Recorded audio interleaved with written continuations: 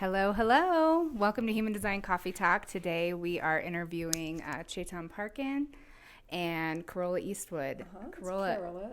Carola. Thank you for correcting me. Carola is a 6-2 emotional generator. That's right. And Chetan, 2-4 emotional projector. Wonderful. And right off the bat, when Teresa and I were looking at your guys' body graphs, how close is your birthday to each other? 3 days. Fascinating. She's the junior partner. She's the junior partner. He's the elder. For those of you attending HDHD 2024 and you have access to the body graphs, or if you want to look on their website, if they're up there, they're almost identical. It's pretty wild. So that was Except that I'm a generator and he's a projector. Yes. Yeah, the channels. You have a lot of gates in common. Like We do. In your heads, that's why we were looking. We're like, they have to be really close. The I think birthdays. we've got, is it 9 friendship gates? Something along those lines. 11 or something, Yeah. a lot. Which has its pluses and minuses. Sure. Yeah, absolutely. Fascinating. Go So, back and forth. if you're unfamiliar with Human Design Coffee Talk, one of the things that we love to talk about with people that we interview is how you were introduced to human design. Kind of what was your, initiation into it? How did it go for you? Where did you meet human design? So I was living in India at the time. I was in Osho's ashram. This was 1979. Right, you might think 79. What's that got to do with human design? But Osho, an extraordinary presence on this world, fully enlightened at the age of 21, and somehow decided to stick around and draw all kinds of people from all over the world to come and be in his company. I was one of those people. I was driving the magic bus backwards and forwards from London to Kathmandu, and half my passengers on the first trip were going to see Osho, and I kept running into them all over India, and it's like, what? I remember you from the bus, but you look so different. What happened? And they said, oh, we've been in Osho's ashram. It's just like that there. Everything changes. So I found myself in Osho's ashram, initiated with him. And I'm very, very shy. I've got 10-second lines in my design. In those days, I wouldn't say boo to anyone. It's like, and he would take questions from people, and 2,000 people in the audience, and they know everything about you all of a sudden. It's like, no, I don't think so. I don't feel quite ready for that. So he said, if you had a whole bunch of questions about yourself, go and visit this man in Mumbai, which was then Bombay, and he'll tell you everything. Turns out this man was living in the same apartment that Osho used to live in earlier days. And this guy is called a shadow reader, a Shastri.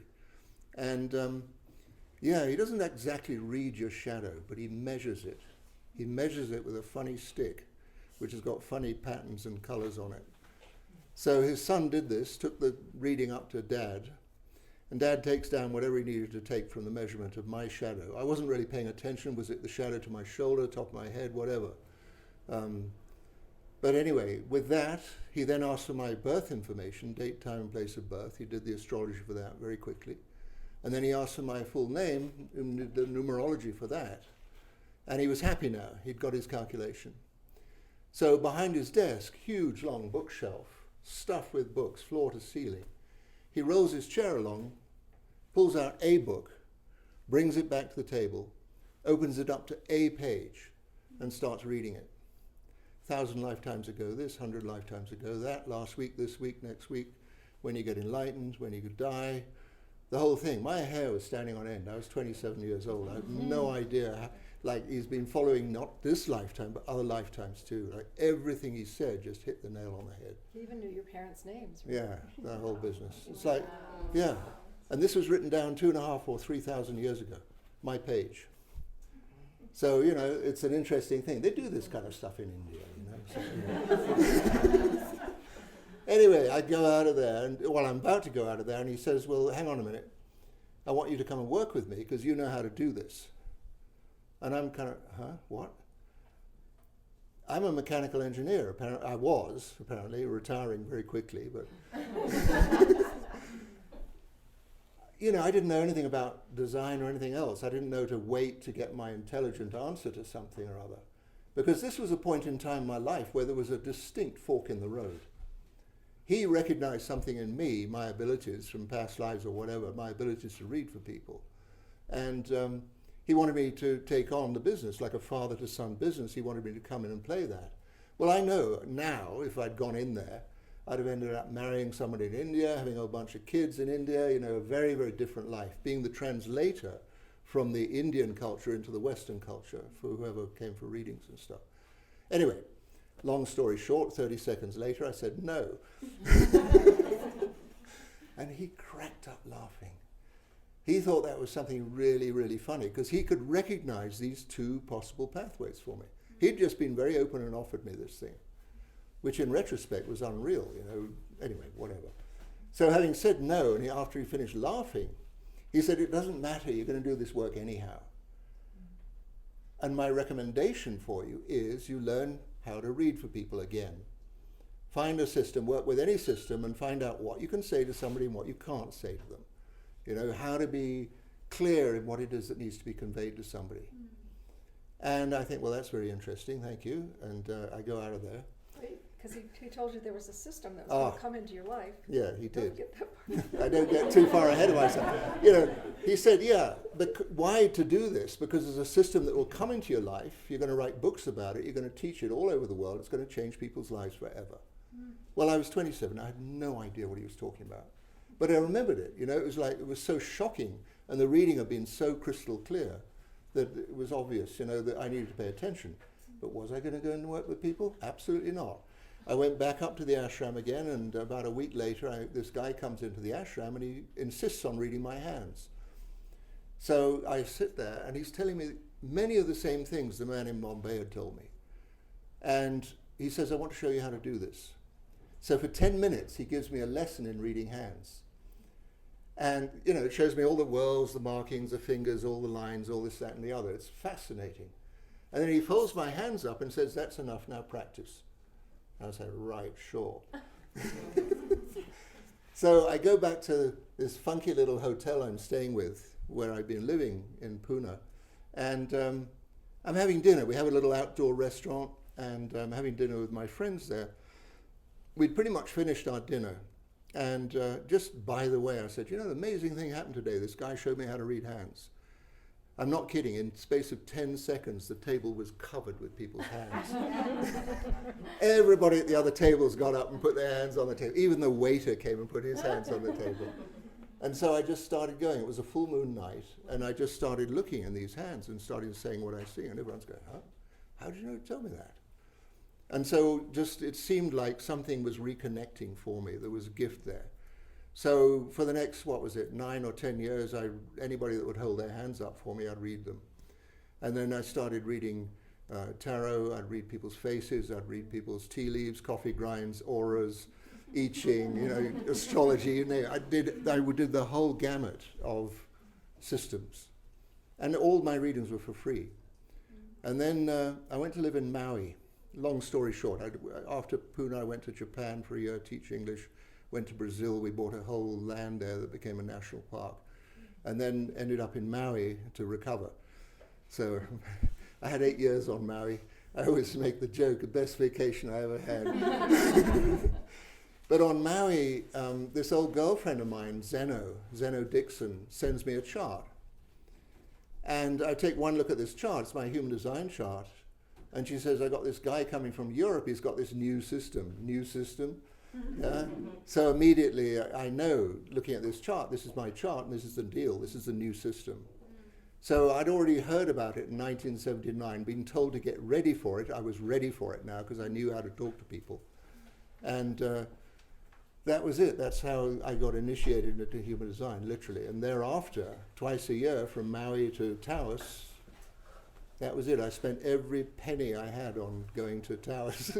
Sometimes hitchhiking, to get to Taos to go and do the trainings and stuff with Ra. So, and then around 2000, that was enough. So, yeah. Wow. 10-second lines, huh? Yeah, they say about second lines, this guy belongs in a hermitage, should hide out. But there's a flip side to shyness, is boldness. So when I get over my stage fright and stuff, which had to happen, because people insisted on hearing about human design, then the current shifted a little bit. I had a lot of help from Osho as well. Yeah. Yeah, you know, do you ever listen to his discourses? He tells a lot of jokes. And for the last year and a half of his talking, myself and 2 friends sat in his library writing jokes for him. Best job. Huge joke book. Yeah, I gave Jonah a copy of it. Oh, yeah. I saw that last night. Yeah. Oh, Dietrich won it last night. Yeah. Dietrich and I did the training together. Yeah. Yeah. Fantastic. The teacher training in 1997. It was basically a lesson in physics, but that's another story. Yeah. Yeah, I see that shyness, boldness a lot. Teresa's a 2-4. Yeah. I have no second lines. Oh, sorry about But I'm that. hope motivation. But I'm hope motivation, so I'm just here to, Very good. call them Very out. good. 2-4s are just here to have fun. Yes. Can't afford to take life I need too to hear that. seriously. Thank you. Remind me of that. I love hearing stories of second lines getting called out. I know you're also a second line. Do you have any similar stories with getting called out? I'm a 6'2". Yeah. So it's a little different because, of course, that's the unconscious part. It's not the part that is easily recognizable. And I don't know about being called out, A second line. but yeah. But I will say that my life has been pretty magical. It's been a series of what people might call serendipity, or possibilities just falling into place. I had an amazing life-changing experience at a very young age 21. I had an awakening, a full spiritual awakening. It's kind of a long story, so I won't go into it here, but the bottom line is that I'd had some tragedy in my life. I was ready to end my life. I heard a George Harrison song, My Sweet Lord, I really want to be with you, I really want, and it just went into my heart, and I felt at peace, and I heard this voice that said, just go inside, it's okay. The next morning I woke up, the same voice said, go and look in the mirror. So I'm like, okay, go look in the mirror. Yeah, that's me. Turn around, go to bed. No, really look, the voice says. So I turned around, looked in the mirror, and I began to transform before my eyes. I began to see my spirit essence. I became my spirit essence. And it was light beyond any description that words have ever been able to justify. I mean, it was a state of complete, beyond bliss, beyond, I didn't want anything. I just love, it's more than love. It was just the most extraordinary experience of light. And in that moment, I decided that I wanted to help others find the light within them. So I was very young. And then from there, my life, became this sort of series of serendipity, kind of, I have the 2946, things just sort of falling into place and happening. But how I came into human design is that I had been an astrologer, professional astrologer. I actually started out here in Santa Fe. I'd been living in Ruidoso in southern New Mexico, studying astrology there while I was in university. Moved here to study with Alan Oken, who's a world-renowned astrologer, for those of you who are into astrology. And he mentored me for a year. While I was here in Santa Fe, I met this man named Genoa Bliven, who came to my astrology classes, and we became friends. So, long story short, I moved to California. I have a practice there. I'm doing counseling and astrology readings, etc. And Genoa Bliven calls me up one day. He's, got to show you something. He brings this archaic old computer, must have weighed 50 pounds, to my house and plops it on the desk and pulls it up and pulls up my human design and shows it to me. This is a long time ago. And I looked at the design and it was like, wow, there was a recognition. I knew it was something that I wanted to study. So then I started looking for a teacher. Well, there was one person traveling around America teaching, and it happened to be Chetan Parkyn. So I flew up to San Francisco and took his course, and the rest is history. So then I also went to Taos, studied with Ra in those very, very early days. And that was how I began my journey with human design. Wow, beautiful. there's something that I just love every time we do coffee talk, when we are talking to people about the first time they see their chart, like that feeling. I think I can't speak for everybody in the room, but if you can't, like the first time you see your chart, there's just something. Like I remember, and just watching people, like watching their essence when they talk about, oh, the first time I saw it, it's just like this knowing, this deep acknowledgement. So I appreciated watching that when you're talking about that. Amazing recognition. Yes. Yeah. I was Yeah. just like, wow. It's like, I don't know what this is, but I know what this is at the same time. Calls to us, doesn't it? Yeah. So with being a sixth line, I would love to hear anything that you would like to share about your sixth line process. I never really, so, when we first learned human design, the way Ra presented a sixth line or a 6-2 is that, you're on the roof, and then, at age 18 or something, you get dragged off the roof, and then, you're on you're, and then you get to around the Chiron return, age 50, 51, you got to come off the roof. So I never had those kinds of definite turning points like that I can recognize. But it may be because I really had an intervention in my life in that time that I told you all about, when I think it was 19, almost 20, right in there, when I had that spiritual awakening, because it changed me at the core. And I think that might be why I don't relate so much to the story about how 6-2s are up on the roof and then they come off. Now, Chetan thinks differently. Let us know. Well, my sense with 6-2s is they very quickly get fed up cleaning up after everybody else. And generally by the time they're 17 or 18 years old, they're done. Like they've already done it all. They've seen it all, and their friends are all going off in one direction. It's like, no, I can't possibly go there. So there's a natural maturity that happens. And then comes the kind of responsibility. That's the way I see it.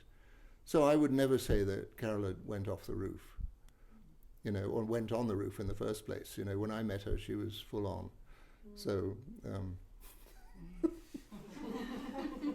yeah. I mean, it's an interesting thing. The second line on the unconscious side, I know perfectly well when she needs her own space. Yeah. Like, with my 10-second lines, what are you doing here? What do you want? Why are you interrupting me? Go away. She says everybody on our team's terrified of me. Terrified, but they know they need to tiptoe. Yeah, they tiptoe. They knock quietly on the door. Anybody home? For 6-2s, I don't want to speak for, I'm not a 6-2, I'm a 4-6, but I kind of sense with 6-2s that I meet that there's this, like you said, by the time they're 17, 18, Game over. They're so forward thinking that did you ever just get annoyed with everybody else? That's rather a daily occurrence. You're like, I'm living in the future. Everybody, please catch up. It's more that, there's, I don't know, it's like, what's important to me seems to be different than what's important to so many people that I meet. Like, I don't like gossip, and I don't like, I just don't, it's not relevant to me. And so if I'm in a group of like women and they're sort of gossiping about, I feel so bored. I feel like the only thing that I want to talk about is life and life's process and possibilities and vision, and I want to hear, your story, and I want to hear your, who are you and what, what's inside of you, and that's what interests me, and not the sort of details of everybody's daily life. Yeah. So. As a 6-2, do you feel like you hold that vision for people sometimes? Like you kind of get them to start getting into that? Because I think a lot of people I mean, I'll speak for myself, but sometimes it's almost like I need somebody else to pull that out of me and be like, have you thought about this? Mm-hmm. Do you have a vision for yourself? Do you feel like you kind of spark that in people? Well, that's my work. Perfect. So yeah, that's what I do. So I'm a transformational business success coach, and I use human design and a process of awakening that supports my clients to awaken into who they really are and align with their essential self, and then create the success that they want to achieve. And when I say success, I don't mean just like financial success. I mean like fulfillment, you know, like they're using all of their abilities, you know, everything that they are, and they're aligned and they're fully present and alive. And so that is what I do on a pretty regular basis with my clients. I love that. That's so cool. Yeah, I've been witness of miraculous turnarounds. Yeah. Yeah. She gets right into it. So how is it for you two being in business together? Well, we're both CEOs. Yeah. She's the chief executive officer, and I'm the chief entertainment officer. We just play along like those lines. I like that. As a you're like, yeah. Yeah. It's essential, honestly, Yeah. because you can drive yourself crazy. Are we in a love relationship or are we in a business relationship? You know, and sometimes you can't put the brakes on a generator. Sometimes, you know, but a projector's off. Oh, it's tea time already. You know. Yeah. Yeah. I'm curious about that. Yeah. The projector. Yeah. Projector generator dynamic. I mean, we tried having tea times together. I can go right back into stuff, you know. She can't. Well, I'll tell you what I experienced is when we first, when Chetan first left Maui to come to San Diego to live with me, which was after a couple of years of us knowing each other, he would, you know, we'd be in our day and he would say, well, let's have a tea break. It's like 10:15 or something. Tea break? Okay. Hey, So we go sit on the deck and we're talking and talking. And what I would find is that, you know, it's 20 minutes, it's 30 minutes, it's 45 minutes. And then trying to get back to work, it was like I had to like rev up that engine all over again. It was like painful. It was like really hard to do. So, and he would take tea breaks like a few times a day. I was like, I cannot do this. So we had this learning curve about what works for each other. And I think human design is so helpful for couples because honestly, if I hadn't understood about him being a projector, I would have been totally annoyed that he was off, you know, being the chief entertainment officer or talking on the phone with one of his friends, or, you know, during our business day. I was like, what are you doing? You know, we're working. But I know because I understand his design, I understand that that's how he works. And truthfully, he's actually just as productive as I am. He gets a tremendous amount done, but he does it in his own way. It's energetically right for him, but it really doesn't work for me. So we just learned where, you know, what works and what doesn't work. And we teach together. We created a whole human design training program and experiential workshops we created together. And reports. We do, right? Books. We wrote the reports together. We write together. We co-authored a book. We wrote our reports. We cooperate really well. It just works. We go on vacation together. Yeah, that's the fun. That's right. Yeah, that's the fun stuff. Yeah. Do you ever feel like he guides you? Like, do you ever feel like he can feel your sacral, and do you feel that? What does that feel like if you do? Yeah, I ask him. You know, I look for that. We all do. You know, his whole team is all generators or manifesting generators. Cool. So we really, he's the, you know, kind of the spoke of the wheel, and we all look to him for, you know, we'll have to touch in guidance. And usually you'll come up with a better way, or, you know, in like 2 minutes, he's got a solution to a problem that we've been talking about and trying to figure out. And he'll just come up with a brilliant solution. So yes, he really is guiding the ship in his own very quiet way. He's guiding the ship. And we're just good with that. That's all good. Yeah, I can appreciate that. I'm married to a 2.4 3740 projector. And understanding that, it's very important to understand that as a generator. Otherwise, you're like, why aren't you doing what I'm doing? Why don't you make noises like me? Yeah. When I realized how often my husband does not say uh-huh or uh-uh or make noises, all of the sacral sounds, I'm like, what's wrong with you? Why aren't you making noises? There's no response. But he doesn't, it's not him. No, And we're then, manifestors yeah, also. exactly. So I'm just like, we're all unique.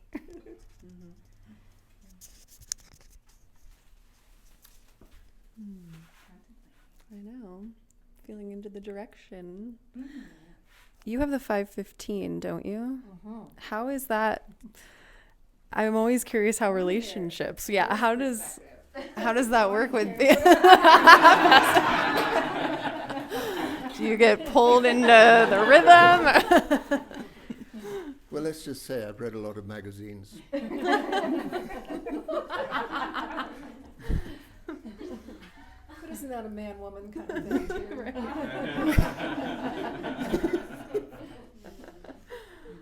Okay, but you got to tell the other side of the story, which Right. is, or There's more. let me tell it, which is, do we always walk in at exactly the right moment wherever we're going?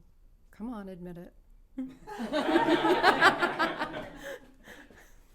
Yes, come on. All right. So, typical example, we go to the movies. I like the previews. Carola doesn't. However, we walk into the movie when the lights go down.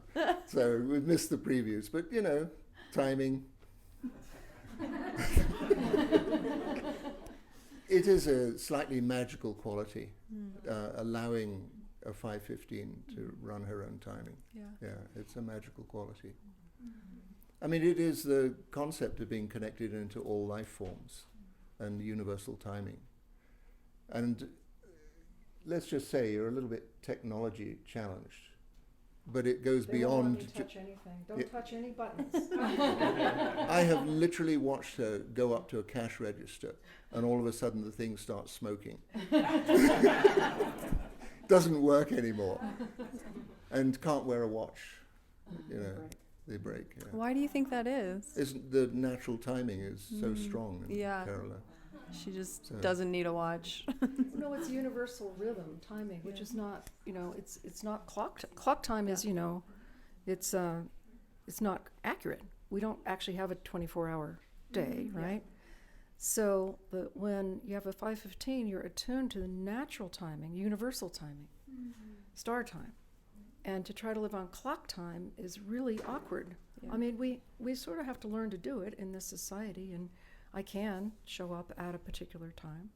It's just hard, and it still is. I love that you brought that up. I haven't heard it said like that. And I have a son who has the 515. And as you're speaking, I'm just kind of watching like how that plays out for him. And it's very difficult to be on any sort of clock time. It is. And he pulls you right in, and we're just. You feel hijacked by it. Like, oh, now we're doing this. Yeah. Yeah, and I've learned to, okay, so he likes the previews at the movies, right?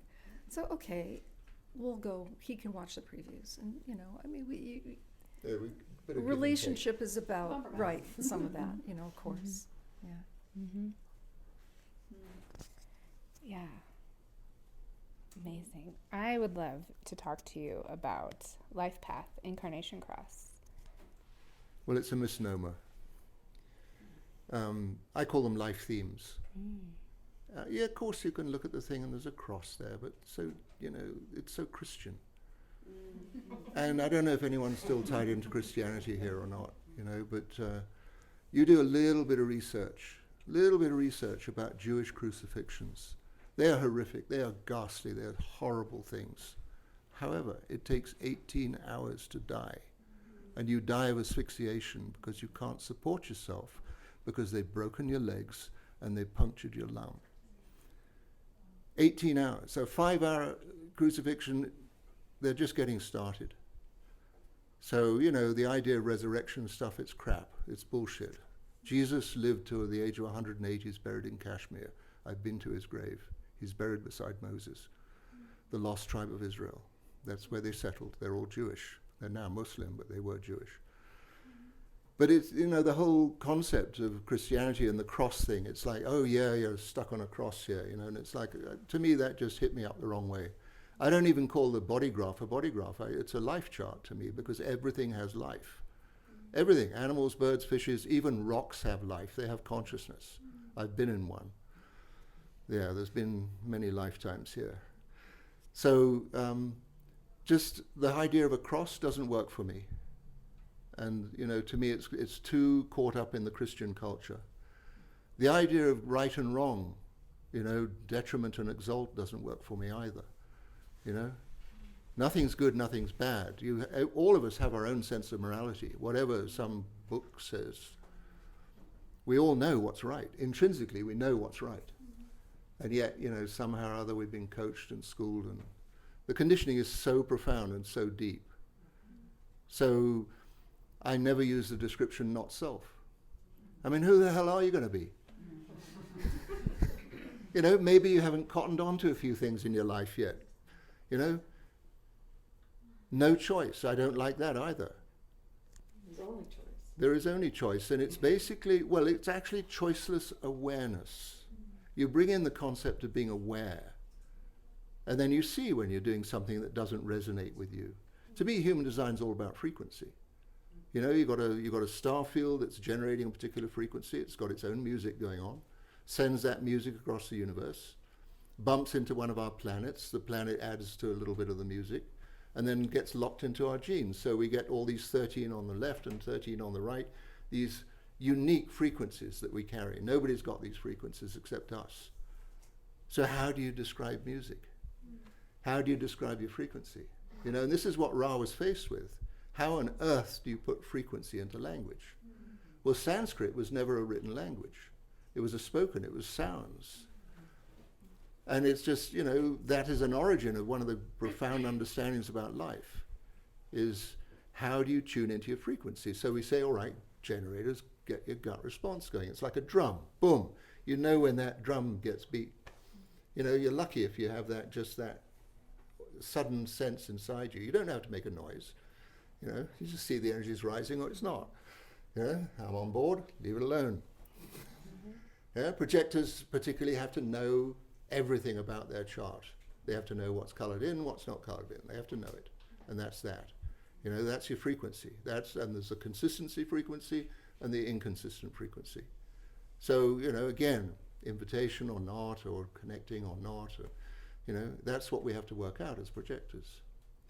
So I'm kind of straying away from your question a little bit, the life themes, but I knew there was something in this. I couldn't handle Ra's Ravi Ching. I really couldn't. I'd lived with Osho for 11 years. This is one of the greatest speakers of all time. The guy's incredible what he put out, and all with compassion. Only to uplift you, only to get you to do your own thing in your own life. So I was used to that kind of flavor. So listening to Ra and some of these, quasi-impolite suggestions for people, you're a fuck up, deal with it. And it did not work for me. And I told him, I kept telling him, I can't do this with your lines, your Ravi Ching. And he said, well, write your own, which I did, a book of lines.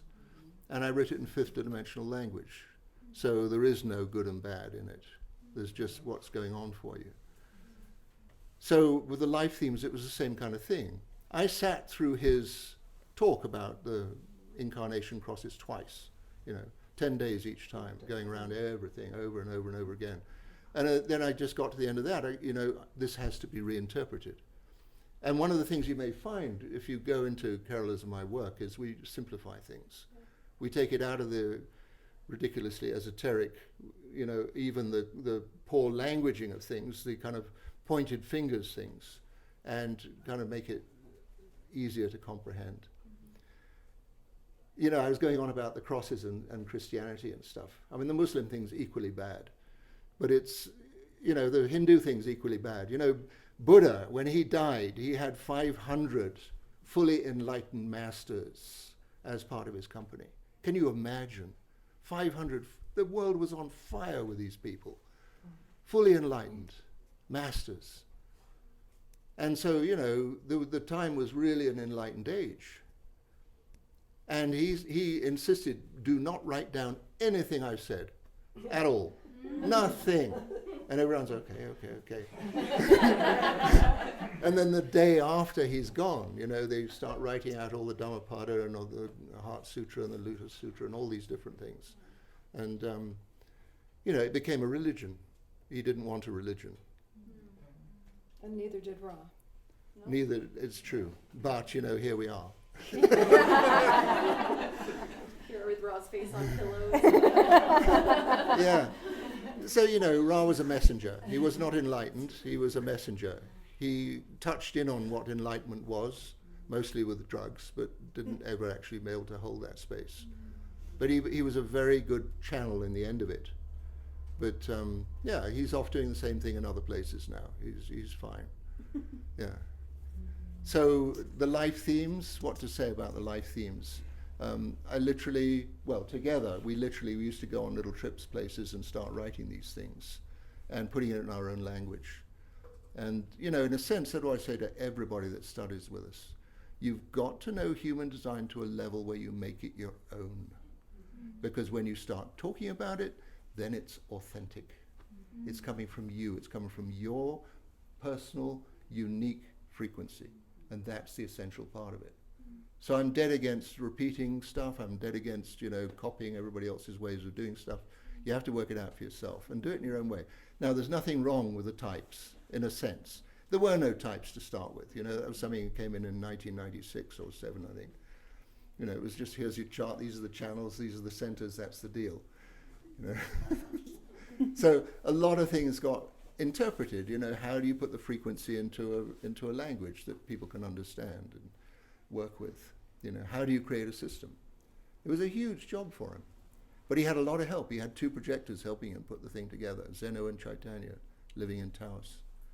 They were the ones that actually built human design, though they got dismissed. Yeah. Anyway, I could go on rattling away like this forever. But I don't know if I answered your question or not. Yeah. All right, good. I love the tangents. I mean, it's just go wherever you want to go. I tend never to answer people's questions.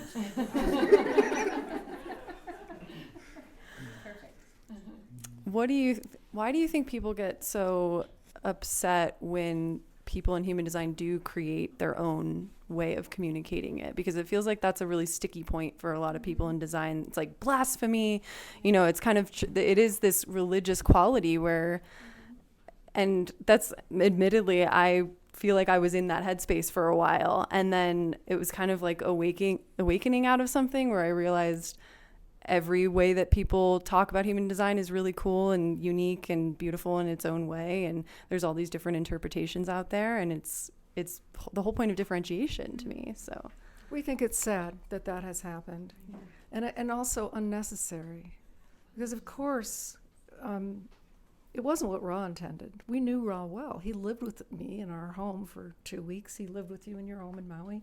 He lived with us for some time. We sponsored him. We got to know him quite well. And it wasn't his intention to, you know, like he told Chetan, write your own I Ching. He didn't, that wasn't coming from him. Yeah. But I'll say that somehow this is why the Buddha said, don't write anything down, you know. And actually, I don't know if you know this story, but at one point, Ra got so fed up with everybody trying to take every word down, and, you know, that he took all of his manuscripts, every single one of them, and burned them. Wow. Did you know that? Mm-mm. Yeah, he burned everything. All that 8 days of channeling, that, which he doesn't call channeling, but that's what it was. He burned the whole thing, all of it. Wow. So when he came to his senses after that, he had to recreate it, right? But anyway, we think it's sad that that there's been this idea promoted that, well, we're the only real human design, you know, because of course it's like you can't take a system like this that was given, as Ra said, as a gift to humanity. He said, no one owns this. Yeah. Right. And we don't. Nobody owns it. And keep it, you can't take it and keep it only in one interpretation, because it won't grow, it won't flourish, it won't. Look at all the different applications that all of you are finding, discovering with human design, the ways that you're helping people with it, the ways that you're helping them heal or helping them with their children or with their business or whatever realm you're working in with it. If it had only stayed one school, one language, one way of understanding it, that would have never happened. You know, the same thing happened with psychology between Freud and Jung. You know, it was this big, huge, you know, breakup between the two because Carl Jung started understanding about archetypes and bringing all that information in, and Freud, you know, threw a fit. It was like, oh, this is not. So I think maybe it's in human nature to, you know, if you were see yourself as the founder or the originator, that you only want to keep it like you brought it through. But I don't know. But I don't think that came primarily from Ra. I think it came from the people around him. Yeah. And I'm sad that it did. Yeah.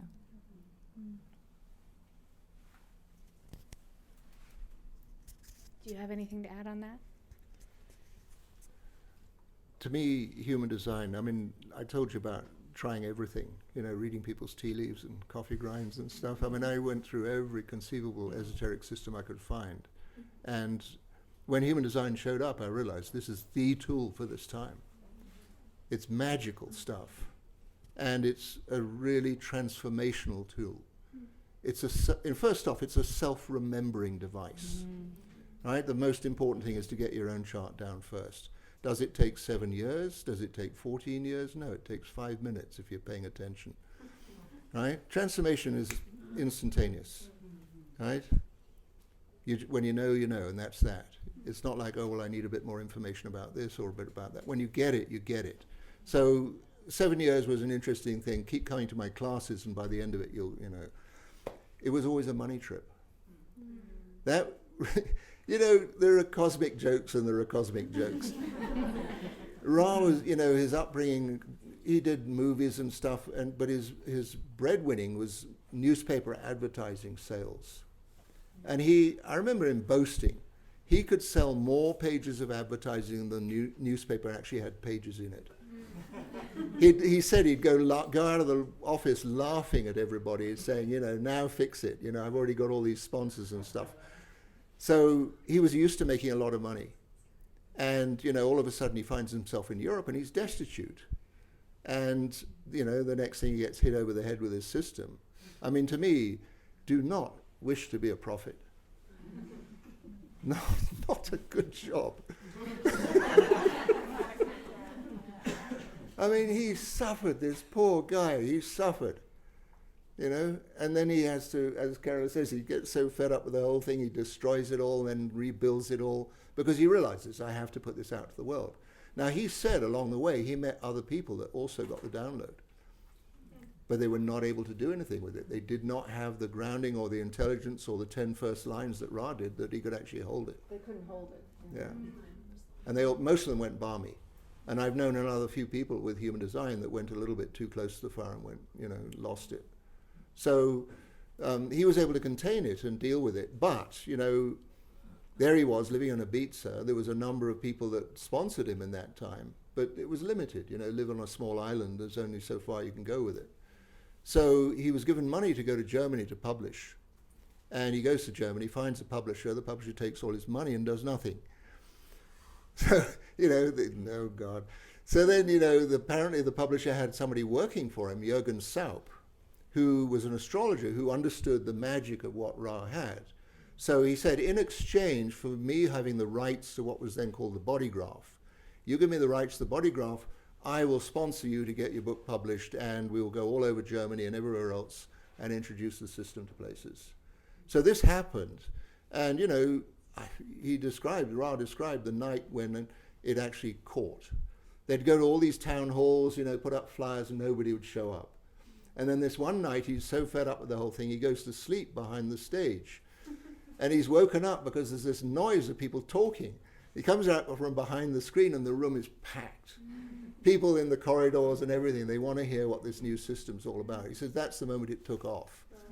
So, then it took off. But, there was only so many readings you can give, and he didn't actually start classes at that time. But he started getting people in Austria that helped him out.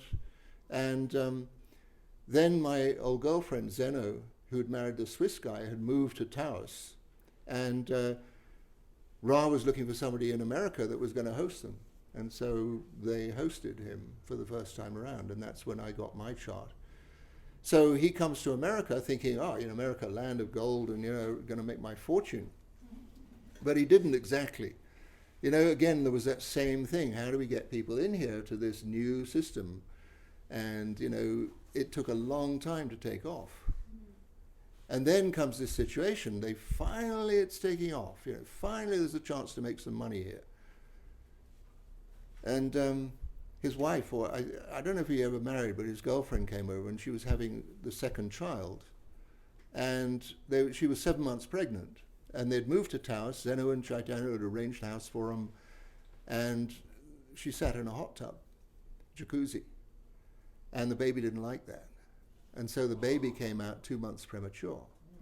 And so ambulance, panic stations, Albuquerque, and 2 months in hospital, 3 months in hospital. And Ra's Canadian, doesn't have insurance, and this is America. The hospital bill was $250,000. Back then.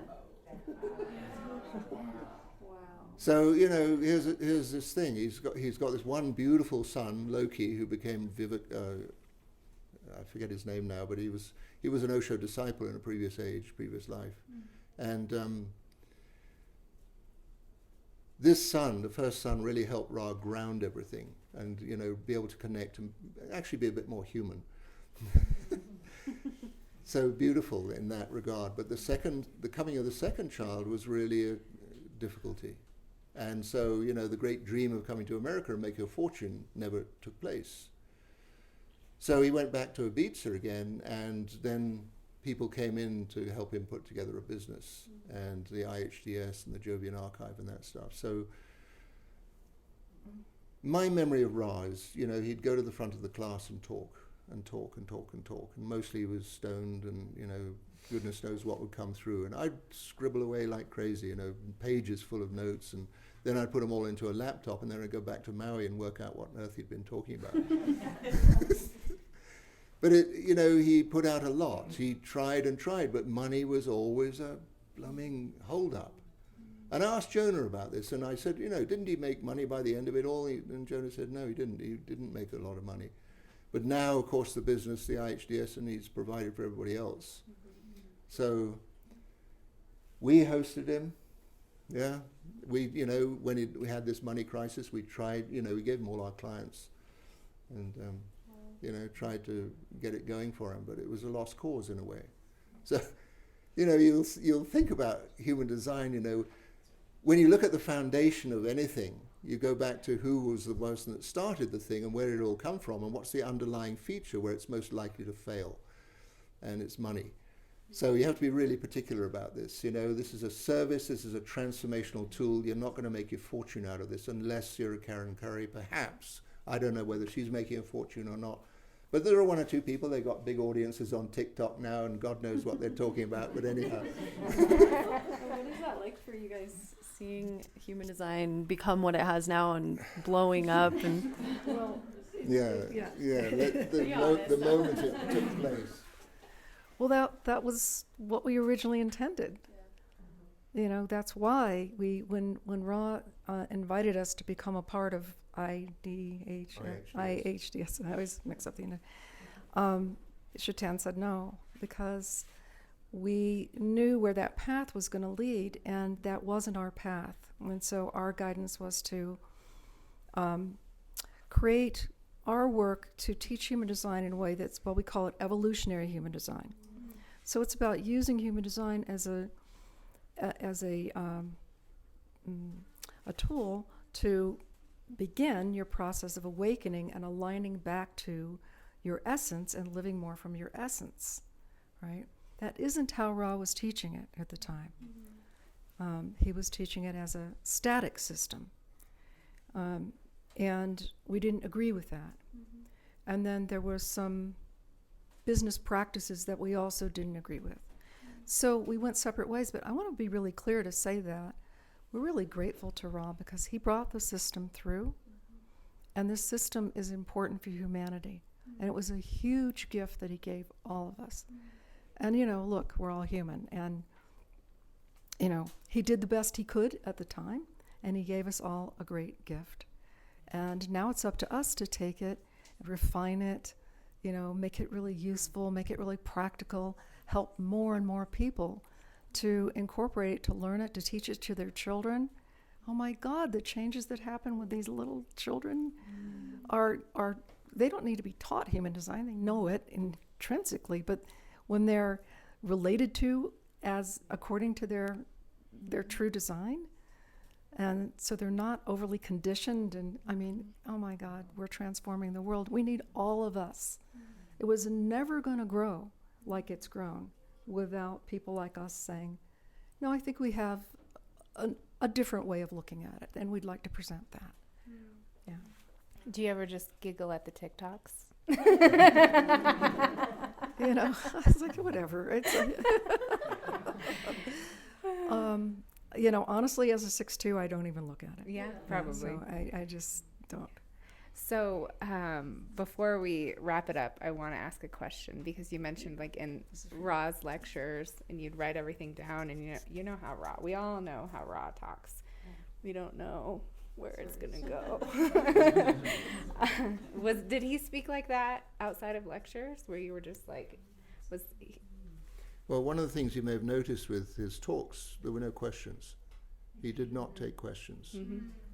So, sure enough, he needed a new reefer. So we'd go outside, and lean on the wall and, what about this, Ryan? What about that? So one or two things that he never talked about became really clear. For instance, astrology. Western astrology. It's nothing to do with sidereal astrology. He was absolutely clear about that. And yet people have taken it in that direction as well, And so, yeah, he came to live with us for a while, and he wasn't a very good guest. And he says, well, I'm a 5-1 ego manifestor, and, all right, fine. But he had an amazing sense of humor, like a very profound, dry sense of humor. And sometimes, he'd be sitting at the front of the class talking away, and then he'd stop and he'd laugh. And we'd kind of, did he say something funny there? And no, he was kind of realizing something inside himself, that he could not possibly explain to us. He really had a brilliance. Oh God, yeah, that guy was a genius. Yeah. Genius freak. Yeah, but he just, somehow or other, existence just kept playing the fool with him. Could never get the money trip together. And one wonders, why couldn't it have helped him out? Why couldn't he have had somebody, a great sponsor, and somebody that could... In fact, he did. Eleanor Haspel-Portner, who you'll hear about, and hear from, she sponsored him quite a while in her own way. And as I say, Zeno and Chaitanya, they gave everything they could and then got left in the dust. That was all part of what happened. So, as I say, being a prophet is not a good job. You know what I think the distinction is that it's important to recognize is that human design describes our vehicle, not our spirit essence. So we're each a unique spirit essence with a particular vehicle that we use to have this human life experience, right? But it's just the vehicle. It's not, so human design doesn't describe our spirit essence, the essence of our being. That's why you can get two twins with the same design, basically within, a minute or two, who are completely different beings. They may have a lot of characteristics in common. They may share the same design, and so the same sort of thing works for them in terms of how they move through life, but who they are at essence is their own unique essence. Mm-hmm. And sometimes I hear people kind of mixing that up, and I think it's important to recognize we're just talking about our vehicle. Yeah. Beautiful. Do we have time for you to take a couple questions? Yeah, Do you guys want to take any audience questions? Yeah, sure. If there are any. anybody? I'll run the mic over.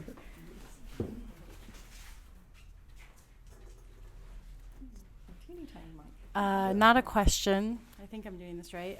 Not a question, just a comment.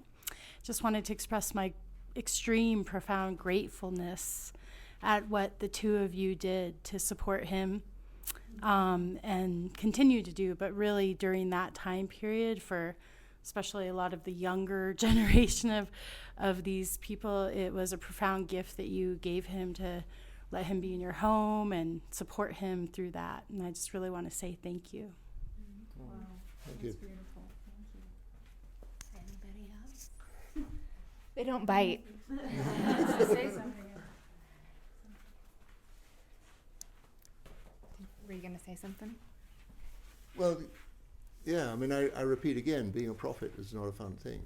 This was, Ra, in his own way, was extraordinarily intelligent and gets delivered the system that relies on these things called neutrinos. Well, in 1987, neutrinos are a very, very weak theory. If you know the kind of background of it, physicists from a Big Bang did the math of where all the mass went, and they added it all up, and there was 80% missing, or 70%, or whatever.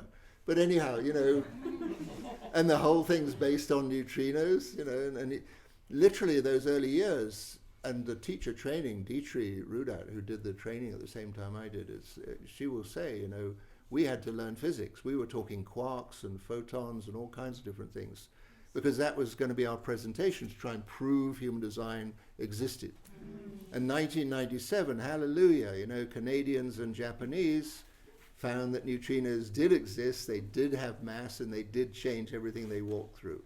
And they changed the frequencies of things, or changed Did you guys have a big party then? Like, what were you just all like, we can do it?